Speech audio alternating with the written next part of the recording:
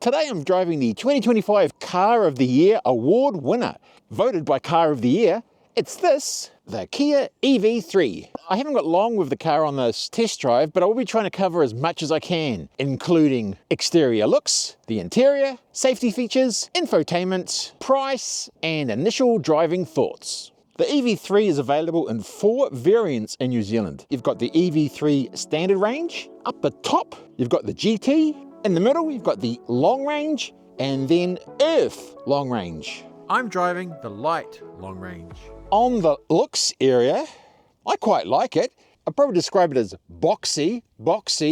From the front, you got LED headlights, LED daytime running lights. I like the design here. Obviously Kia logo, which is helpful since it's a Kia. A big thanks to Ebbett Kia Rotorua for supplying me this vehicle. It does have a frunk, 25 litres.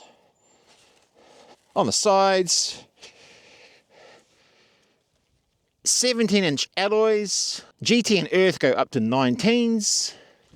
The plastic cladding here. There's your charging. That looks nice. That's pretty cool. Just put that in there. Inset door handles, but they can be a bit finicky. Door for the back.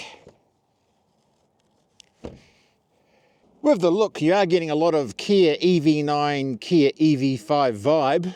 In the back, there's a hidden rear windscreen wiper up there. Can't see it.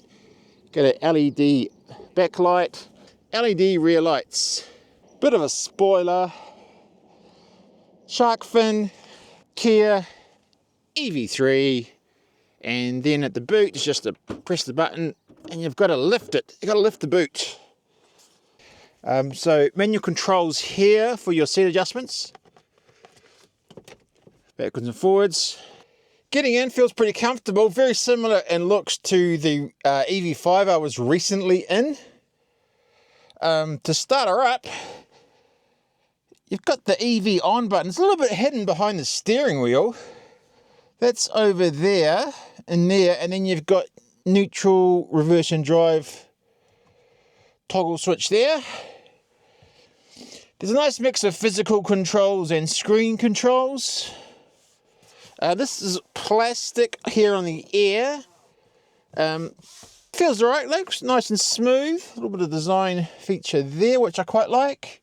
Headroom is good. Feels bigger on the inside than you'd think. I've got a mirror, vanity mirror there, which I don't want to use. There's a little light. I presume that's a light. Oh, yeah, that's a light there.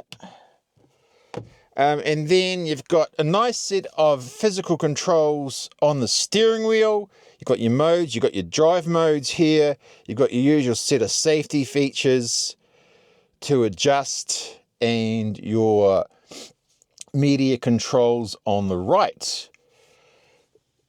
The pedals for the I pedal and adjusting the regen, which I like. I find them fun. They're fun. This photo you do have the Big Brother facial recognition on it to make sure you're looking straight ahead, which can be a little bit over the top. And I've already experienced the beeps and the beeps and already the beeps and the bongs. Yep. In the console is a console here. A little bit of storage here. Physical buttons here. Auto hold, a pen, which doesn't come with it. 2 drink. Ooh, like that, look at that. Push that. Lock in your drinks. Storage. No wireless charging. 2 USBs. 12-volt socket there. So it does feel roomy in the front. Glove box. Glove box, standard sort of glove box. Feels very open here on the front. So, lots of room here. I guess one potential negative is that you can't close off this area, even though there is a lot of space. You do lose a bit of privacy, so if you want to put your bag in there so no one can see, you're not going to have that. Cloth seats, which sort of reasonably comfortable, I think. And then when you turn on the car,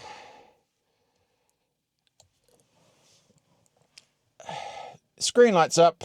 Currently, the car has been, it's at 97% charge, and it's saying in normal mode I have a range of 525 kilometers. Gives you an option of best and worst case scenario. So at the moment, I've got a expected 525, a maximum of 723, a minimum of 318. It's a bit of a chilly day, so that could impact that.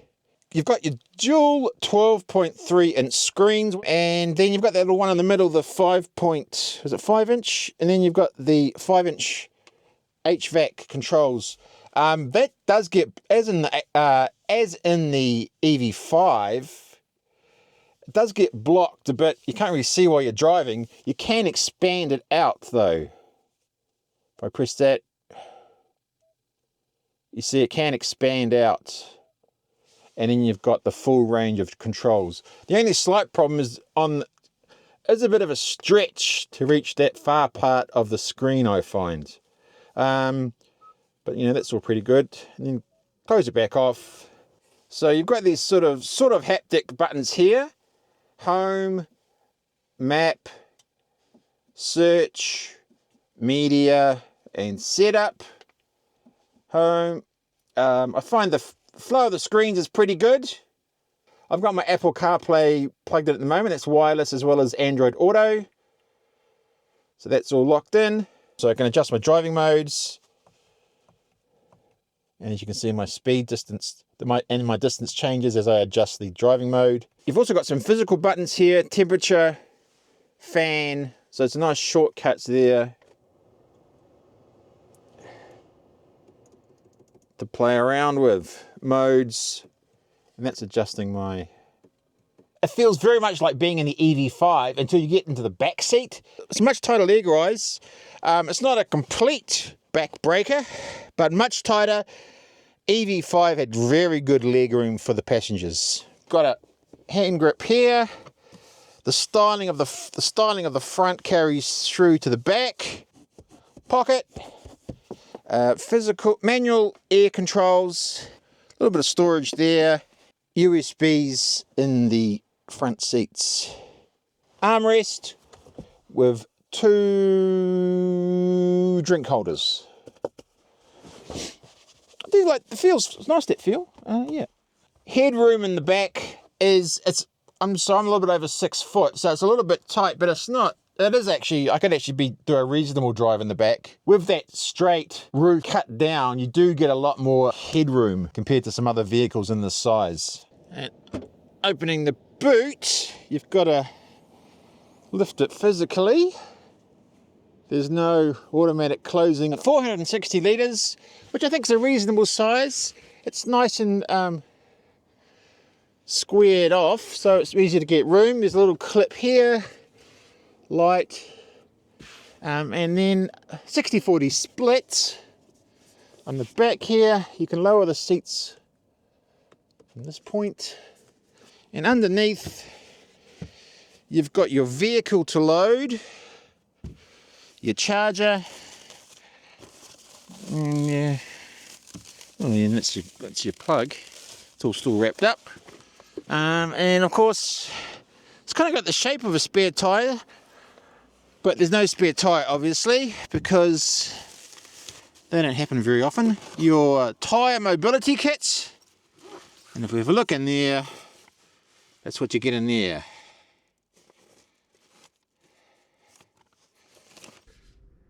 Right, driving. So pretty much you get in this car and I think you feel at home. I have driven some of these, some of the EVs, put sunglasses on. I have driven Kias before, so I'm a little bit familiar, but I do think if you do get into this car, everything's pretty much straightforward where things are. You've got the physical buttons, tactile buttons, plus your combination of on screen. Nice view of the lake. I'll put the 4 different driving WLTP ranges up now on the screen. So there is a bit of variation between the 4. Bings and the bongs are like on the EV5. You can stop them each time, but I haven't really got enough time for that today. The sign recognition is very sensitive. You've got your lane keeping assist. So bings and bongs, still a bit of an issue as you find on most new cars because of all those European safety requirements. And the facial recognition thing, I never like seeing that on any car. I've got lane keeping assist on, which is reasonably strong, but I do feel overall I am in command of the car. Sometimes you get in some cars and there's too much going on. A little bit of roll going around corners. This car, I would say, you know, is targeted more at the suburban round town driving. It's all set up for that. Road noise, a little bit of road noise, but nothing annoying. Driving just feels comfortable. Nothing's really noticeable annoying me except for bings and bongs. This is actually the 0 to 100, depending on the model, you're looking around the sort of the 7.7, 7.9. I'll put those up on the screen as well. Funnily enough, the GT isn't the fastest 0 to 100. So visibility out the front is very good. Side mirrors, not huge, but doing the job. And this pillar here is not blocking my view. If you've already got one of these, let me know what you think and what version of it you've got. What are you finding the key positives and anything you're not so sure on? There's a few features you don't get on this compared to the higher specs. One, for example, is there's no heads-up display. The Earth and the GT have a colour head-up display. Also, the GT is the only one with a heat pump, which could make a bit of a difference in the colder weather. And plus, there's a couple of other safety features. Just a quick acceleration test. So 0 to 100 is, you know, just under 8 seconds, 7.7 I think. So I'll just give it a quick belt.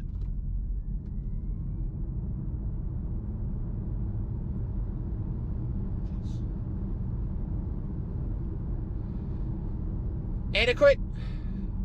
Braking. Brakes are good. I like the brakes. That's very good. I needed that because I was about to run out of road.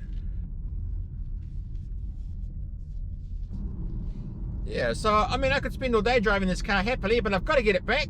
I've had my test drive. Big thanks to Kia Rotorua for letting me drive the car. Check them out. If you're in the area, say good day. If you're interested in an EV3, or even say the EV5 or EV9, I can see why this car won Car of the Year.